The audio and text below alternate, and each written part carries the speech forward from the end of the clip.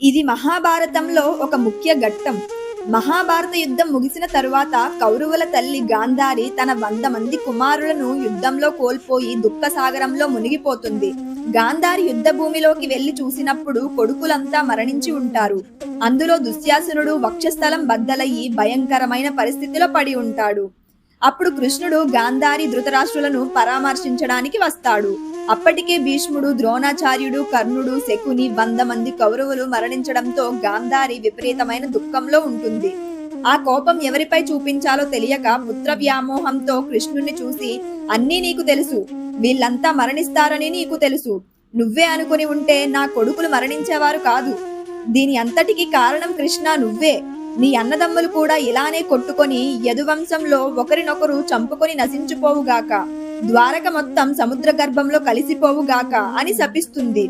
శ్రీకృష్ణుడు చిరునవ్వుతో గాంధారి శాపాన్ని స్వీకరించాడు. ఎందుకంటే భగవంతుడైనా సరే భూమిపై అవతరించినప్పుడు కాలధర్మానికి మరియు కర్మ సిద్ధాంతానికి కట్టుబడి ఉండాలని ఆయన లోకానికి చాటి చెప్పారు.